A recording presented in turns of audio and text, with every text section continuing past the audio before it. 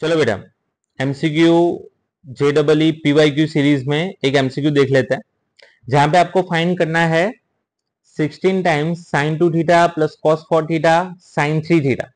ठीक है, और ये इंफॉर्मेशन अब बेटा आपको गिवन है। अब जैसे ही बेटा आप यहाँ पे नजर डाल रहे हो और आप क्वेश्चन में साइन 2 थीटा देख रहे हो, तो तुरंत एक आपको लिंक हो जाना चाहिए कि साइन 2 थीटा होता है 2 साइन थीटा कॉस थीटा। अब 2 साइन थीटा कॉस थीटा, इसमें मैं क्या करूंगा तो 2 साइन थीटा कॉस थीटा आएगा, तो आपको पता चल गया होगा कि बेटा स्क्वायर करना है। तो बोथ साइड अगर मैं स्क्वायर कर रहा हूं तो आप डायरेक्टली इसका लिख सकते हो 1 प्लस साइन 2 थीटा। अगर नहीं समझ में आ रहा है तो ऐसे कर लो कि हाँ भाई ये साइन स्क्वायर थीटा होगा, मिडल टर्म आएगा 2 साइन थीटा कॉस थीटा, फिर plus cos square theta and square करोगे तो 1/4।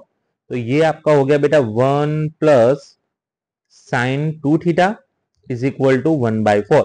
तो आप इजीली बोल सकते हो कि भाई साइन 2 थीटा की वैल्यू आई आपके पास -3/4।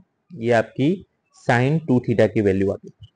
अब देखो हमें साइन 2 थीटा मिल गया, अब कॉस 4 थीटा की बारी है। चलो कॉस 4 थीटा कैसे सॉल्व करेंगे, तो देखो हमने जिस टाइम पे फॉर्मूले लिखाए होते हैं उस टाइम पे ही हम ये सब डिस्कशन करते हैं कि इसका आप ऐसे फॉर्मूले लर्न करो कि ऐसे टाइम पे दिक्कत ना हो। तो हमें हाफ फॉर्मूले वाले पता है बेटा, इसको मैं cos 2 टाइम्स 2 थीटा लिख सकता हूँ। इसमें मुझे ऐसे ही फॉर्मूला यूज करना है जिसमें ओनली साइन आए, तो साइन वाला फॉर्मूला कौन सा है 1 माइनस 2 साइन स्क्वायर 2 थीटा। इससे क्या हो जाएगा 1 माइनस 2, ये हो जाएगा -3/4 का होल स्क्वायर।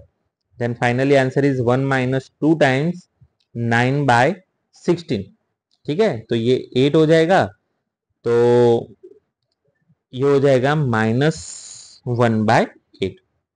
कॉस 4 थीटा की वैल्यू आ गई बेटा -1/8। चलो वैसे ही ये तीसरा पोर्शन बाकी बचा, विच इज साइन 6 थीटा। अब ये साइन 6 थीटा है, वो तो ट्रिपल हो गया ना, 3 टाइम्स 2 थीटा हो गया। और हमें साइन 3 थीटा का फॉर्मूला आता है बेटा 3 sine theta minus 4 sine cube theta, where theta is 2 theta. तो देखो एक चीज फाइंड करने के काफी आपको बेनिफिट मिलते हैं। साइन 2 थीटा के मतलब साइन 2 थीटा की जगह पे -3/4 पुट कर दो बेटा, तो -3/4 का होल क्यूब हो गया। तो ये हो जाएगा -9/4। और इसके लिए बात करो तो माइनस माइनस ये हो गया 27, ये 4 का क्यूब हो जाएगा तो ये कैंसिल हो जाएगा, तो यहाँ पे स्क्वायर बचेगा, तो ये हो जाएगा -9/4 प्लस 27/16। ठीक है, अब मुझे एलसीएम लेना पड़ेगा, तो 4 से मल्टीप्लाई डिवाइड करो -36, -36 मतलब ये हो गया -9/16। तो ये हमने तीनों की वैल्यू बेटा फाइंड कर ली। देखो ट्रिग्नोमेट्री सम दिखते हार्ड है, लेकिन अगर आप अच्छे से उसको अप्रोच अच्छे से दोगे तो वो आपको इजी लगने लगेंगे।